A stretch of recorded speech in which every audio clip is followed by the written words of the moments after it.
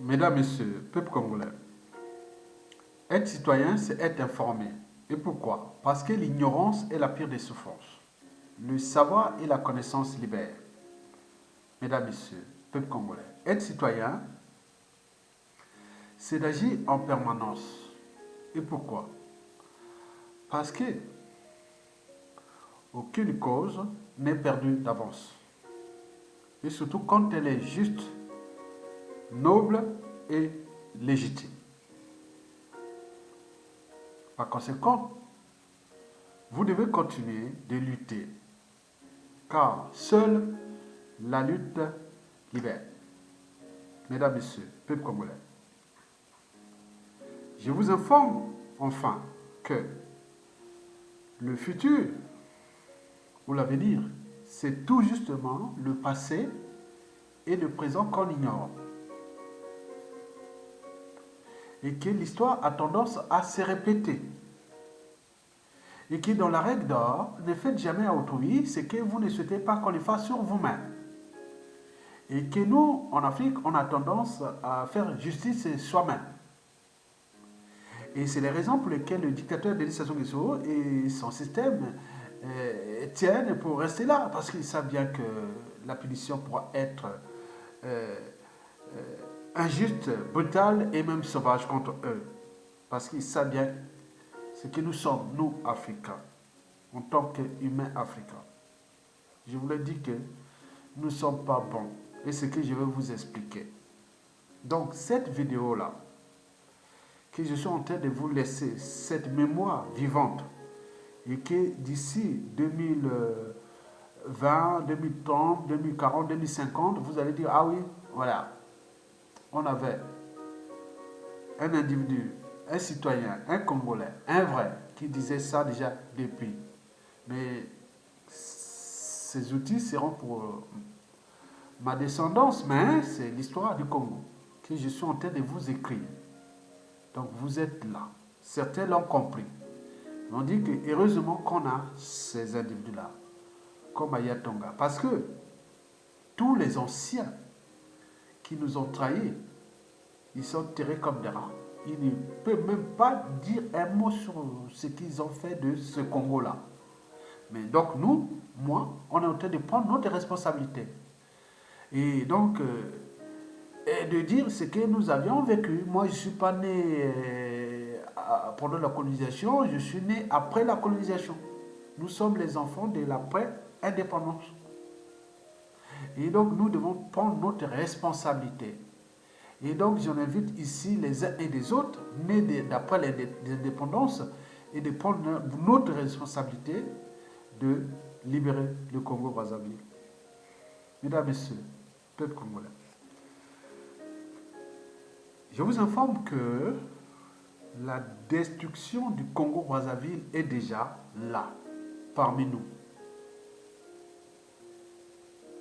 Alors, comment décrypter cette destruction du Congo? Puis, quels sont les responsables, les coupables, victimes et voire l'après? Voir l'après. Parce que le monde que nous vivons est un processus de notre pensée. Il ne peut être modifié sans repenser nos modes de pensée. Et donc c'est dans ce sens-là que je vais ici vous décrire cette honte collective qu'un pays est en train d'être fracassé, détruit, et nous sommes là en train d'observer. Comme des moutons. On est d'accord? Très bien. Mesdames, Messieurs, je vais ici être le plus simple. On m'a reproché que vous avez des termes savants, des trucs, voilà. Donc, je vais être le plus simple pour que les Congolais puissent avoir au moins l'information. Mesdames, Messieurs, peuple congolais, concernant la destruction du Congo, je vous informe que le pays va mal, très très mal. Le pays va mal, très très mal. Depuis le coup d'État constitutionnel de 2015 à nos jours, nous sommes en présence d'un peuple affamé, fliqué, traqué, manipulé, tribalisé, géopolitisé, nord-sud, divisé, un peuple brutalisé, traumatisé, meurtri, endeuillé, un peuple aux arrêts, un peuple laissé sans éducation, sans sécurité, sans justice, sans soins, ni cadre de vie digne d'un pays qui pourtant est le 4e pays producteur de pétrole du continent africain. 3e de bois précieux. N'oublions pas les minerais, mines solides et tout compagnie. Pour un pays seulement de 5 millions d'habitants, sur une superficie équivalente à celle du Japon, de l'Allemagne et de la Côte d'Ivoire. Un peuple sans mobilité, sans liberté ni dignité, un peuple abusé. Il s'agit bien sûr là d'un acharnement politique, économique, social, humanitaire et écologique entre Congolais et contre Congolais. Oui, on se dit qu'on a des soucis ontologiques entre nous. En réalité, depuis cette pseudo-indépendance, on a simplement déplacé les maîtres esclavagistes ou les colons entre nous-mêmes. C'est un bordel. Les anciens maîtres blancs ou les colons sont devenus nous-mêmes. Ils sont cadres civils, politiques et militaires. Le même système comme on l'a vu pendant l'esclavage, puis la colonisation, ça n'a pas changé. C'est le même mode de fonctionnement que les Congolais ne se rendent même pas compte. Mesdames et messieurs, et pourquoi cette destruction des gens? Il faut se dire que, de manière anthropologique, excusez-moi les termes là, anthropologique, non. Nous humains, anthropologie, on parle de topologie, c'est nous humains, hein? Donc nous humains congolais, hein? Nous congolais, humains congolais. Ou même africains, en général, oui. À la différence des blancs, qui savent gérer au mieux les 4 règles des mathématiques. Addition, multiplication, soustraction, division. Vous savez que chez les blancs, ils savent additionner et multiplier les bonnes volontés et les talents. C'est inné. C'est comme si c'est inné. C'est comme si c'est dans le sang. Et en plus, ça, on les apporte par l'éducation. Les 2 autres opérations qui sont la soustraction et la division, chaque fois qu'on veut diviser, ils cherchent toujours à prendre tout ce monde-là et les remettre dans l'addition et la multiplication. C'est récurrent. Vous n'avez pas assez de talents ou vous êtes victime de quoi que ce soit, donc vous êtes soustraite de la société, on va chercher à vous retrouver pour vous remettre dans le droit chemin ou dans la société. Donc vous étiez soustraite. Ceux qui cherchent à diviser, il y a les droits, il y a la morale, l'éducation et de compagnie. Non, c'est pas vrai. On ne veut pas garder ce genre de comportement. Donc, diviser ou soustraire, ici, c'est puni par la loi et aussi par la société. On veut qu'il y ait l'addition et la multiplication. Et c'est un état d'esprit, ici. Or, chez nous, Africains, on ne sait que diviser et soustraire. Diviser pourquoi? L'art de diviser pour régner sur tous les plans, socio-économiques, politiques et tout compagnie. Mais c'est une société qui n'a pas de lendemain à construire et de futur à édifier si on ne reste que dans la division. N'oubliez pas la soustraction.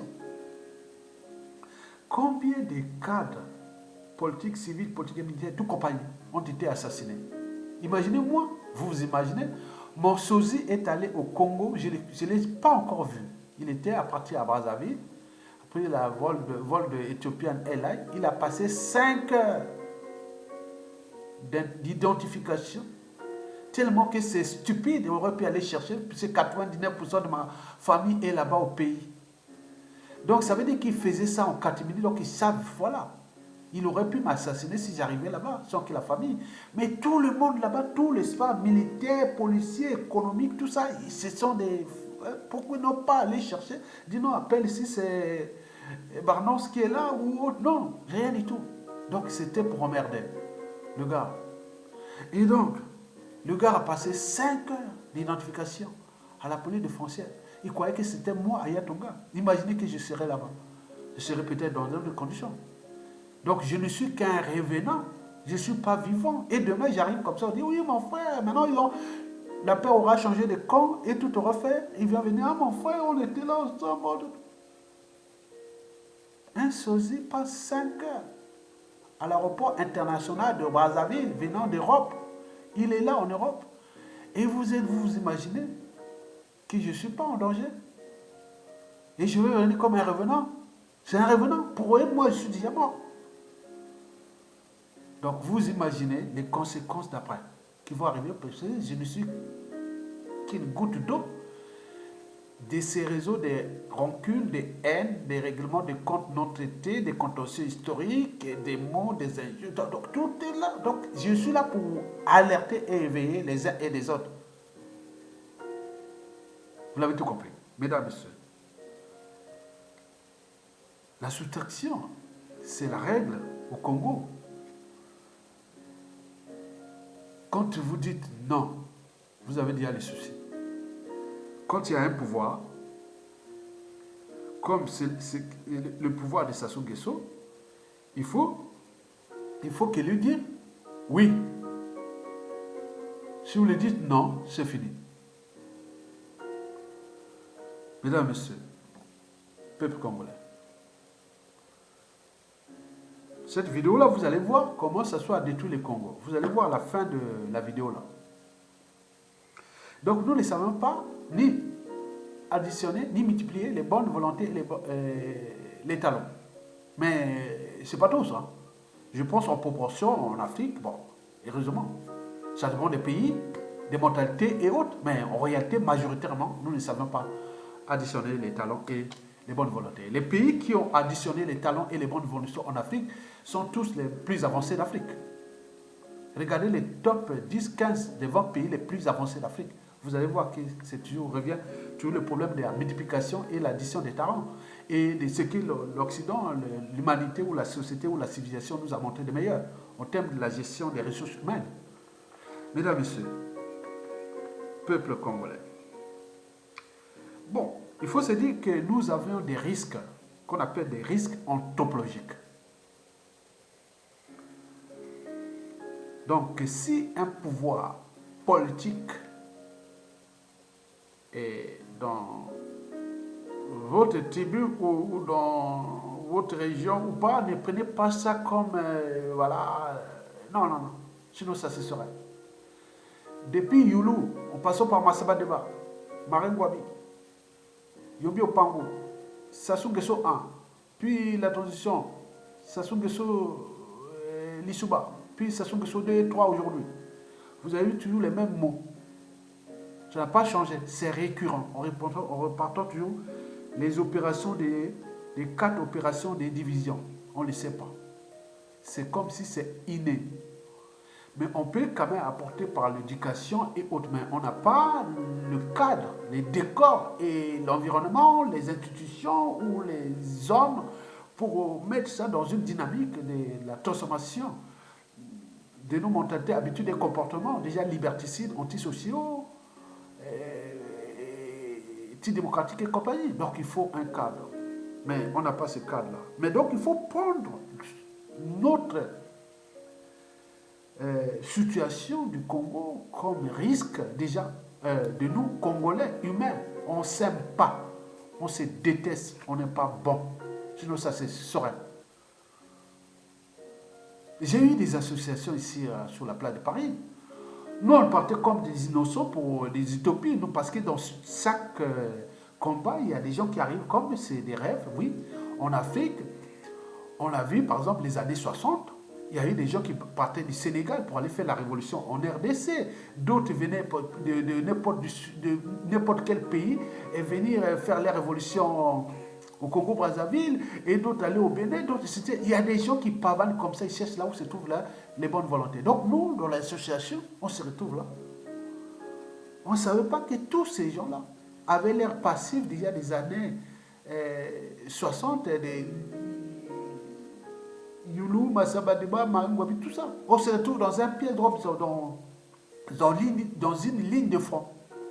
Et donc, il y a ceux qui sont venus là dans ces associations simplement pour les fracasser.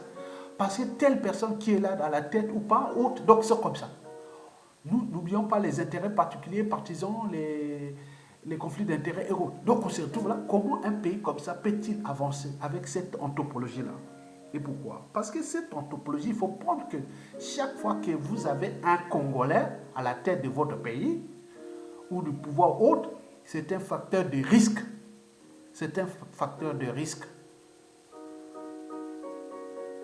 Et pourquoi? Parce qu'on ne peut pas comprendre que ça soit en train de détruire les vies, fracasser ce pays, et tout ce monde-là tourne autour. Donc chacun attend son tour. Ils ont trahi les uns et les autres. Vous avez vu? Depuis les dernières années, c'est Lissouba qui fut le président le plus trahi du Congo. Mais ces gens-là sont allés chez Sassou. D'autres sont là en opposition, en résistance, eux autres. Ils sont venus là au moment de Jean-Marie Michel Coco, et dès qu'il y a eu des embrouilles, ils sont retirés. C'est fini. Donc il faut voir que nous sommes en présence. Déjà, ce n'est pas un problème simplement de conviction des autres. Il y a quelque chose de plus profond de ce que nous sommes comme humains congolais.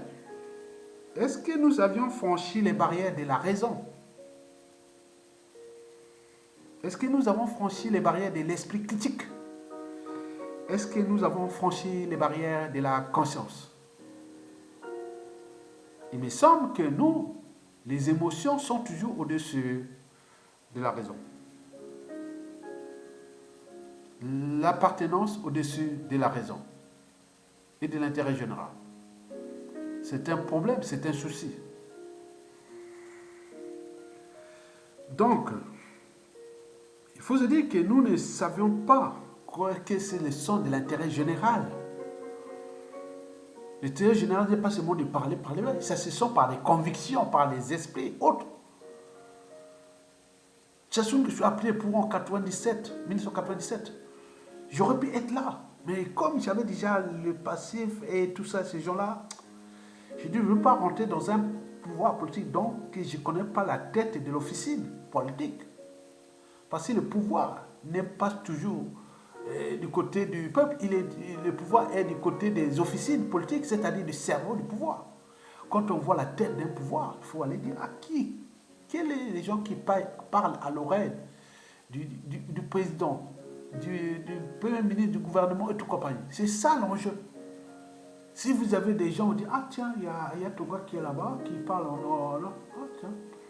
Connaissant déjà ce passé qu'il a fait, ça peut être intéressant. Mais quand vous voyez d'autres que vous connaissez,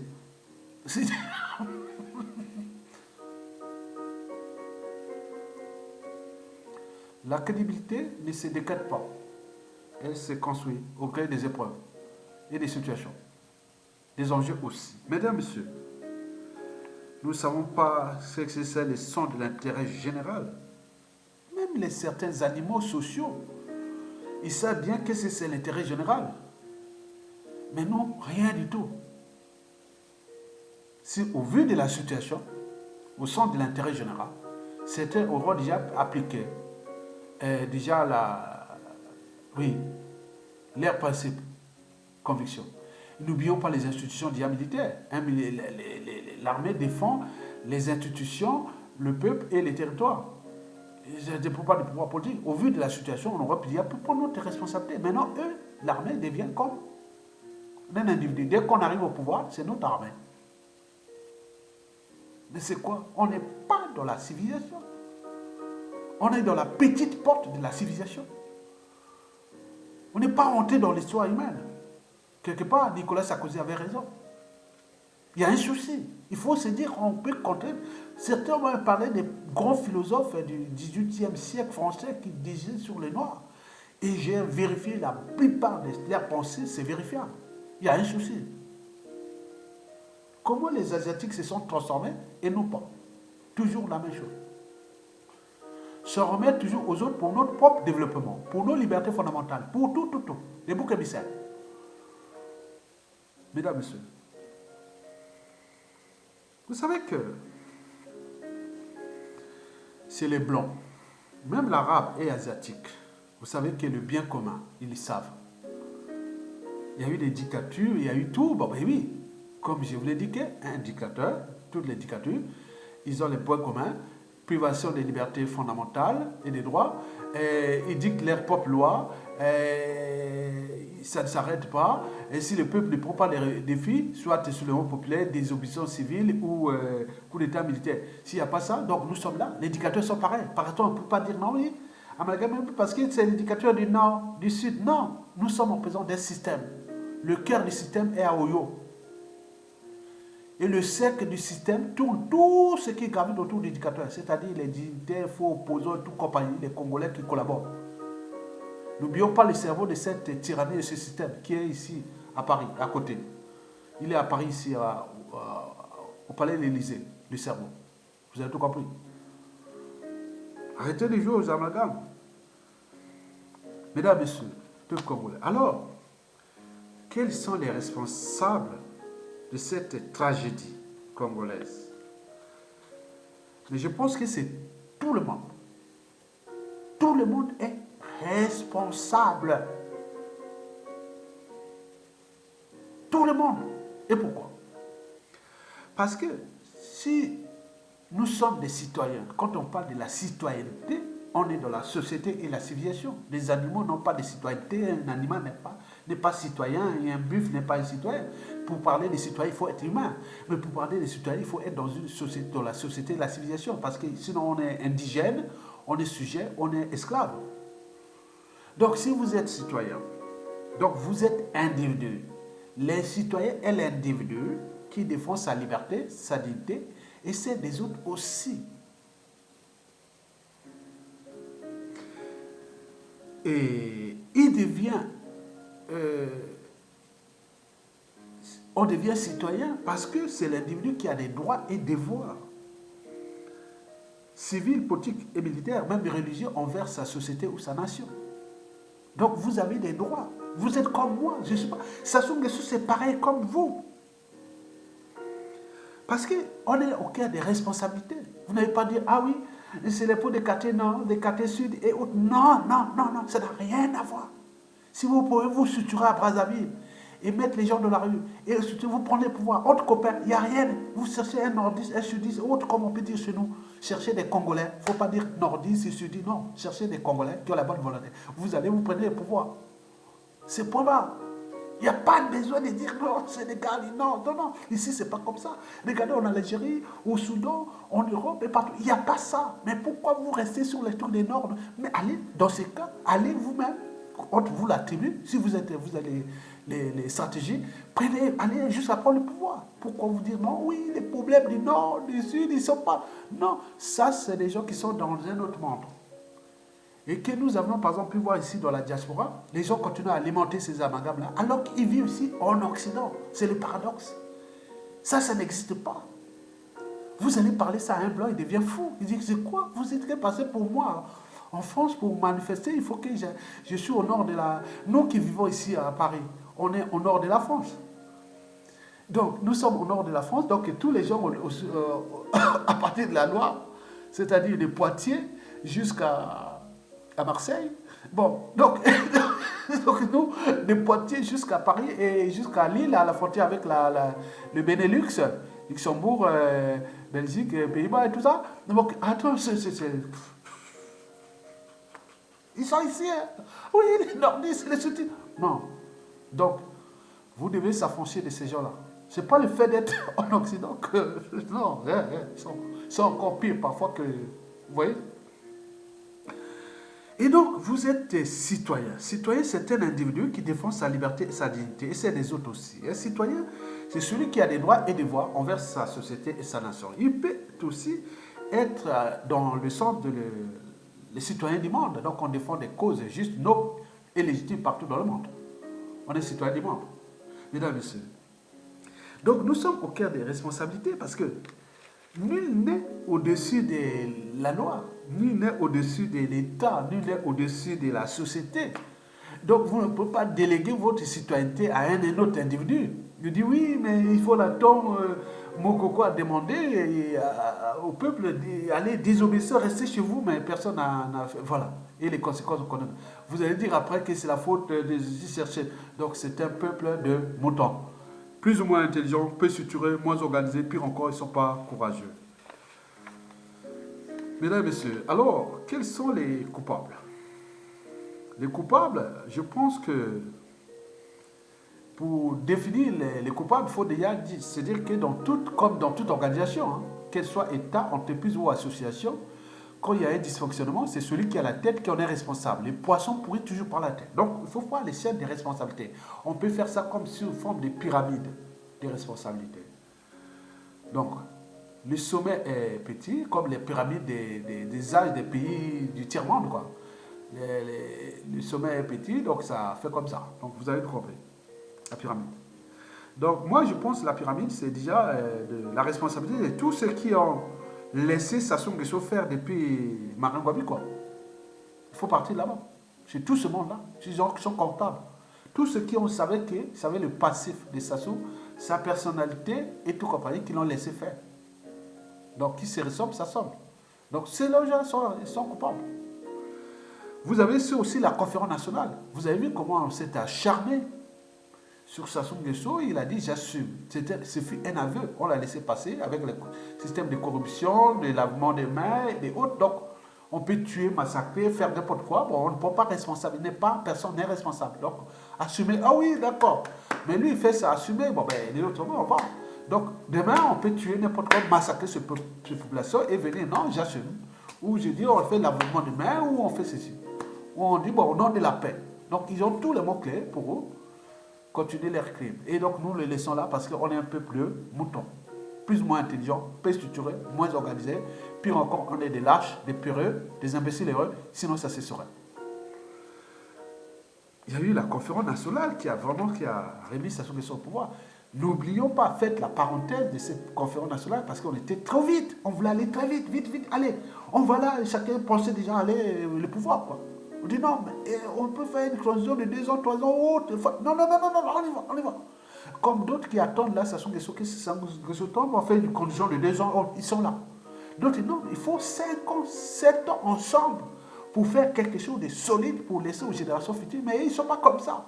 Donc nous allons nous retrouver dans des situations compliquées après Sassou Nguesso. Ils vont répéter comme ça, ils sont là. Rien ne se crée, rien ne se perd, tout est ensemble. Bon, vous avez le pouvoir de Lissouba. Ah oui, le pouvoir de Lissouba a été vraiment le facteur déterminant de Sassou Nguesso revient au pouvoir. On est d'accord? Mais sinon, comment ça fait-il que quelqu'un qui a été vomi pendant la conférence nationale pourrait faire les accords de gouvernance avec Sassou Nguesso? En plus, Lissouba a viré des 180 décrets, les acquis de la conférence nationale et tout, on n'en parle pas. Ça devient tabou. Et donc, dès qu'on ne réglait pas ce problème-là, ça va être les conflits de demain qui vont toujours revenir parce que Sassou, au moins, il vous a puni, il est tranquille, il va partir tranquillement. Mesdames, Messieurs, les responsables, c'est surtout ceux qui ont ramené Sassou Nguesso au pouvoir. par un coup d'état sanglant. Beaucoup ont été assassinés. Leurs enfants, tous ils sont là. Certains ont été emprisonnés. Certains sont enterrés comme là. N'oublions pas ceux qui sont en exil. Avec les magots, bien sûr, sont tranquilles. Ils ont placé ça, ils attendent, ils nous regardent, ils nous écoutent là. Donc, vous imaginez.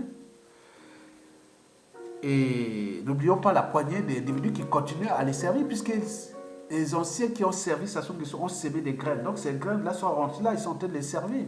Ils sont des graines, ils sont de mon âge. Ils sont là.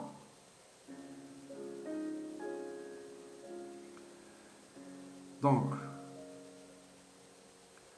vous avez aussi ceux qui continuent à entretenir Sassou Nguesso aujourd'hui. On est bien d'accord. N'oublions pas tous ceux qui nous ont roulés dans la farine. C'est-à-dire les faux opposants, faux dissidents, les faux sages, les faux pasteurs et tout compagnie rentrent dans le système. C'est un système qui est là. Ça, du nord au sud et l'est, on peut chercher, vous perdez votre temps. Si vous refusez le problème des tribus, du nord, du sud, vous perdez votre temps parce qu'au final, moi par exemple, les gens qui sont au sud, là, au nord là-bas, ils croient que, bon, moi par exemple, je suis dans la diaspora, j'ai presque tous mes amis sont du sud. Aujourd'hui, qui sont depuis la fac, depuis ceci, de la résistance. Vous allez, je suis normalement avec des sudistes. Vous avez parlé du nord, c'est vrai, rien dit. Il y a des gens ici au sud, du sud qui sont des copains au nord. Donc, donc, vous perdez votre temps. Et demain, ça peut être des écuries, des gens qui sont là pour punir ces gens. Demain, ce n'est pas un problème de nord-sud, c'est des partisans, des patriotes, et ils vont se regrouper avec leurs convictions, leurs mots de pensée pour les réformer ces Congos. Ils vont se retrouver ensemble. Sans y parler, ils ne pensent même pas. Moi, je ne vois pas. Attends, moi, si je veux penser au nord ou au sud ou des tribus, il faut que je quitte la France. Puisque ici, la France, il n'y a pas de. En Europe, ici, il n'y a pas. Je ne suis pas avec les gens de ma tribu ici. Donc, il faut être quand même logique dans sa tête. Vous venez parler de nord, sud, est, ouest. Après, alors, on est avec les Africains, le monde entier, de tout. Attends, ici, c'était un champ d'expérimentation des sociétés nouvelles. L'Occident. Mesdames, Messieurs, peuple congolais. Bon, après, tous ceux qui nous ont roulés depuis 2015, ils sont là, ils sont en liberté. Sauf au Kobi Salsa qui est en prison, d'autres se tournent en. Sauf Paulin Maca qui a pas pris sa dose de oui. Maintenant là, il est privé de liberté, de dignité, il ne peut pas sortir de bouger. Peut-être par un temps qu'il est rentré ici en Europe, je ne sais pas. Bon, ça c'est les Roumains, mais je te dis quand même, il y a un souci. On vous prive de liberté et de dignité, vous êtes esclave. D'après les lois, les lois qui ont été inventées depuis la traite négrière ou l'esclavage. Si l'individu qui est privé de liberté et de dignité, tu es esclave. En plus de ça, on vous ajoute des conditions humaines exécrables. Donc vous êtes vraiment des rats. Donc personne ne peut contester que Sassou vous a. Bon, il reste aussi toute cette diasporée qui sont ici, qui sont pourtant, ils voient comment la société avance ici, les enfants luttent ici pour leur liberté, dignité et autres, mais ils sont là en train d'aller travailler pour l'éducateur. Il y a des associations qui se créent, qui vont faire les trucs, voilà, tout c'est ensemble.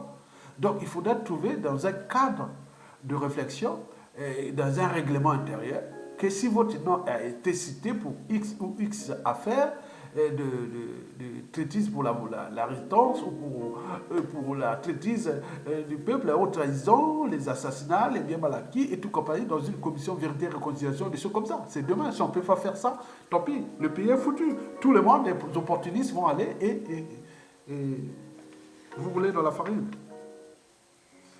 Bon, les victimes, je pense que c'est tous ceux qui sont tombés. Hein. On ne peut pas en citer. Mais nous, le but est que personne ne sera oublié à la suite de Sassou Nguesso. Dans les commissions vérité et réconciliation, devoir des mémoires, il faudra tout refaire depuis l'indépendance.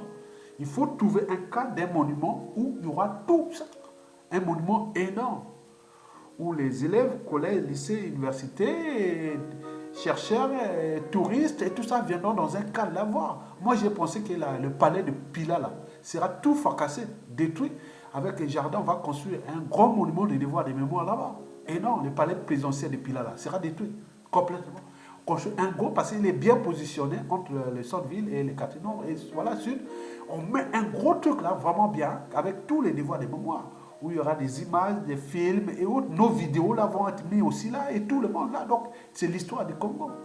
Et un truc énorme avec un modèle économique où les gens, les touristes, gardés par la garde présidentielle ou républicaine et avec tous les trucs, modèle économique, les gens viennent là-bas, ils peuvent venir manger, voir les conférences d'été sur cette histoire du Congo. Et il va continuer. Donc c'est un projet énorme qui ne va pas coûter grand-chose.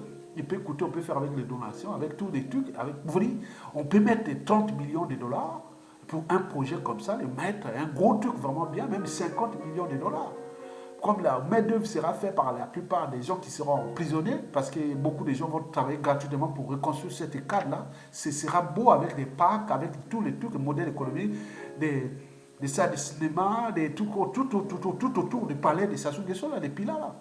Et donc les gens vont venir là, un modèle économique avec la transformation de la ville de Brazzaville qui va venir, parce que nous, si on prend là, Brazzaville va retrouver sa place, qui sera les capitales, les plus beaux d'Afrique, 10-15 ans après Sassou Nguesso. Parce que nous avons déjà les cadres, le bassin du Congo, deux capitales les plus rapprochées du monde. Vous arrivez là, vous amenez n'importe quelle femme, n'importe quel individu au monde, venez voir deux capitales les plus rapprochées au monde qui sont là face à face. C'est joli cet écosystème de notre pays, que ça soit détruit. Mesdames et messieurs, peuple congolais. Bon, donc il faut se dire que les victimes, c'est tout justement tous ceux qui sont aujourd'hui traqués par Sassou Nguesso. Traqués, fliqués, terrorisés, emprisonnés et même empoisonnés. N'oublions pas, nous sommes en sursis, on nous surveille là. Bon, n'oublions pas, tout ce qu'ils ont fait du mal depuis ces années-là. Mais bref, c'est tout le peuple en fait. Parce que pourquoi? Parce que et ils ont encore ce monopole de faire ça parce qu'ils ont les moyens de l'État. Mais quand la paix aura changé de camp, je vous dis que l'histoire a toujours tendance à se répéter. N'oublions pas la règle d'or, ne faites jamais autrui. Oui, je ne sais pas, moi je vais avec toi à Yatonga.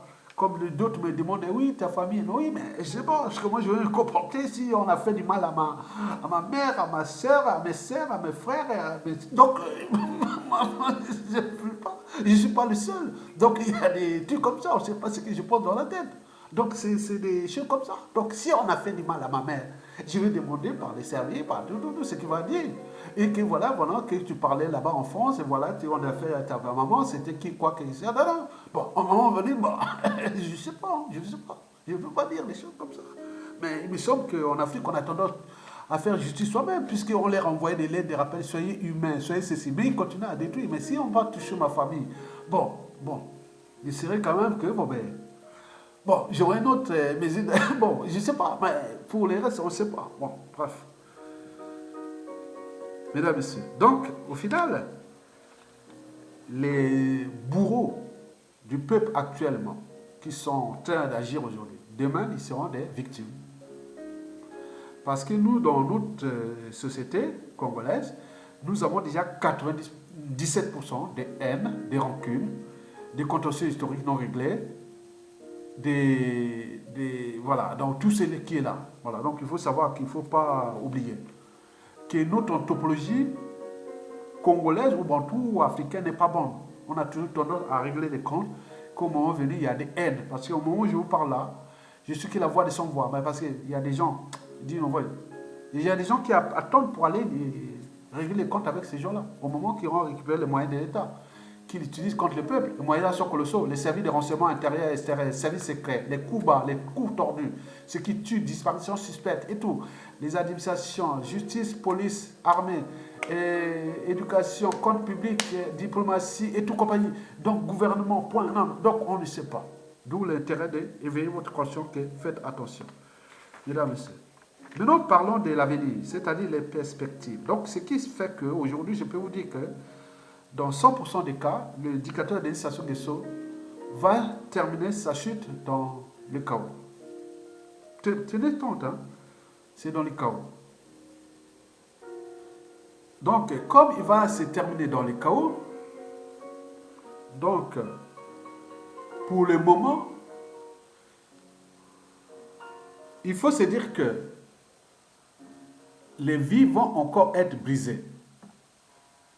et le pays fracassé. Et donc, Sassou Nguesso est perdu. Donc, la fin des règnes est inévitable.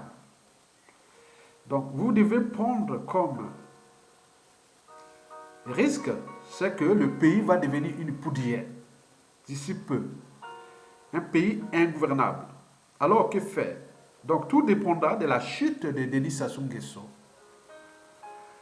Si le peuple prend ses responsabilités, c'est-à-dire soit par un coup d'État militaire salutaire, comme ce qui s'est passé en 1963, 68, on remet le pouvoir au peuple pour qu'on continue ensemble avec nos armées, pour se transformer.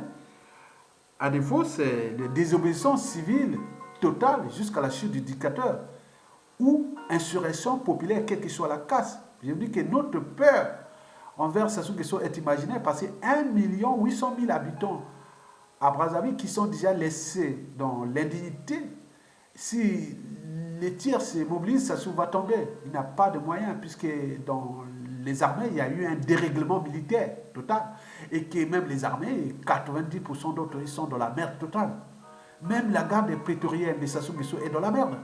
Ils sont en train de racketter et autres. Donc le fruit est mûr. Donc nous devons passer par soit par coup d'état militaire salutaire, ou désobéissance civile, ou insurrection populaire, inévitable. À ce moment-là, nous serons en force et nous allons vers une période de transition consensuelle où toutes les forces, que ce soit de l'ancien régime et autres, on va aller dans un consensus avec un règlement intérieur, l'envie de réformer ce pays avec le président de transition qui est déjà là, Mokoko, apaiser responsabilité. Et tout le reste va se passer qu'au niveau du gouvernement de transition qui, je pense, que sera en majorité dirigé par les sudistes parce qu'ils ont subi, ils ont l'essence de l'État et autres qu'ils ont comporté ça. Avec, c'est pas que des sudistes, mais le Premier ministre sera un sudiste, des issus de la résistance. Et puis, il faut voir l'Assemblée constituante, on va prendre un Téké, parce que les Téké, ils sont du nord au sud et de l'est à l'ouest. Donc, on va voir là, après la Haut Conseil de transition, qui sera un garde de l'extrême nord du Congo, soit la Songa ou la Likwala. N'oublions pas la nomination de tout le monde, dont la plupart c'est des résistants, aussi ceux du pouvoir qui étaient là, mais il y a eu des gens qui ont continué l'administration, c'est-à-dire la continuité de l'État. Donc on va être avec des gens qui sont là pour... ils étaient là, ils subissaient ce régime. Regardez le défunt Borgia Samba, qui aurait pensé qu'il aurait pu dire tout ce qu'il a pu dire. Donc nous avions des profils des patriotes en dormance qui sont dans les armées, la police, le renseignement, les administrations, et l'économie et tout compagnie. Donc nous devons les récupérer pour les transformer ensemble dans une dynamique. Donc cela ne va que passer par les rapports de force que le peuple prend, répond à sa souveraineté. Donc on se met dans la rue ou on désobéit jusqu'à arriver à un rapport de force pour qu'il se dégage. Mais si on ne le fait pas, donc on va passer dans les négociations, et les négociations, arrangements et autres, donc on va se retrouver dans une situation où les opportunistes, ou les gens qui ont des règlements de compte à faire entre eux, ils vont se retrouver là, et après pour fracasser, on va se retrouver comme la situation de l'Issouba, pire que l'Issouba, puisque les haines, les rancunes sont là. On va se retrouver dans la merde totale après, ou se retrouver dans le cas de Mokoko, les gens sont venus là, Mokoko, mais les autres avaient déjà des couteaux tirés, ils ne sont pas venus. Et donc, c'est la raison pour laquelle Mokoko s'est retrouvé dans cette merde-là. Donc, si ces gens étaient bien, on ne serait pas là. Donc, ils ont abandonné non seulement le peuple, ils ont abandonné aussi le président élu, ils ont abandonné les principes même de la démocratie, même de faire la politique et tout compagnie, opposant au CEBA pour, comme l'unité nationale, quoi. Et donc, moi, je pense que la situation va se terminer dans le chaos et que si les gens là continuent à faire leur petit jeu, ils vont se fracasser. Parce que je ne sais pas comment les différents partisans de tous ceux qui se sont trahis entre eux depuis 2015 à nos jours. Je ne sais pas comment vont se comporter les partisans de Okobi Salsa ou lui-même, les partisans de Mokoko ou lui-même, et avec les Kolela, avec tout ce monde-là, et n'oublions pas ceux qui sont au Katimini. Donc, moi, cette histoire-là ne va pas que commencer là, elle va commencer depuis des années. Donc, les haines, les rancunes sont là. Donc, il faut un cadre Il faut un consensus. Il faut quelque chose ensemble. On se dit que pour une durée de 5 ans, on va repenser ce qui s'est passé, restaurer les âmes et les esprits par la commission vérité et réconciliation et construire un monument commun de devoir de mémoire. Parce qu'un peuple qui n'a pas de mémoire collective sera toujours dans la récurrence des mêmes erreurs. Et donc nous devons éviter ça. Mais ça ne suffit pas. Pour faire du social, il faut de l'argent, il faut l'économie. Donc il faudra tout repenser, des problèmes des biens mal acquis, des paradis fiscaux, les audits de l'État, les états généraux de la nation, comment remettre l'argent dans les caisses et gérer l'urgence, les priorités, comment arbitrer, comment trouver après, et comment repenser maintenant le Congo de demain au niveau des institutions, une république où le pouvoir sera auto-géré, d'en bas vers le haut, ou non, de haut vers le bas. Donc nous devons aller vers un fédéralisme adapté à nos bantous, et avec notre Bongi et tout compagnie. Donc il faudra tout refaire ensemble. Donc il n'y a pas à se précipiter. Par conséquent, vos projets de société ou des partis politiques autres, ils appellent ça pour encore au moins 5, 6 ans, 7 ans. Parce que nous devons d'abord être ensemble. À défaut, si vous voulez aller avec vos partis, vous allez vous focaliser parce qu'il y aura des esprits et malins qui vont venir là et pour simplement s'introduire dans les salles pour régler les comptes ou vous détruire. Parce que tout ce qui s'est passé là, je l'ai vu ici sur la diaspora. Hein. La diaspora, je l'ai vu. Hein, parce que on croyait que les gens étaient avec nous. Mais non, ils n'étaient pas avec nous. Hein. Ils étaient là simplement pour fracasser le pays. Ils étaient là venus pour leurs intérêts particuliers partisans. Donc nous sommes en danger. Nous, au Congo, il y a des problèmes de tribalisme déjà, nord, sud, est, ouest, qui sont déjà amplifiés, les régionalismes, l'ethnocentrisme. Il y a aussi les problèmes des réseaux, les réseaux formationniques. Il y a des gens, tout le monde n'a pas de formation. On nous a traités, on a conditionné les uns et les autres aux formationniques. Tout le monde ne veut pas être formation. Et donc, vous avez aussi les réseaux des chrétiens, hein, qu'ils soient protestants ou catholiques. Vous avez des petits officiers, tout, plein de choses comme ça. Des gens qui ont pensé que, bon, ben, ce que ça avait fait déjà, ce que les autres ont fait en 1997, ça ne va pas s'arrêter comme ça. Et donc, il y a d'autres qui ont... Donc, il y a beaucoup de haine, il y a beaucoup de rancune.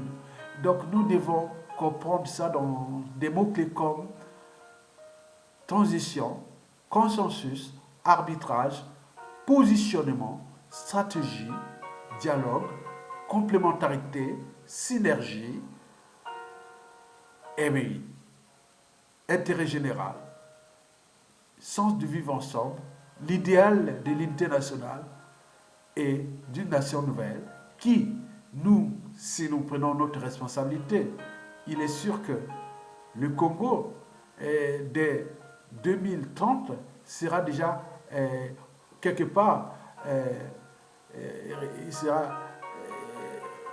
il va sortir de l'eau ou des cendres des stations de Guesso.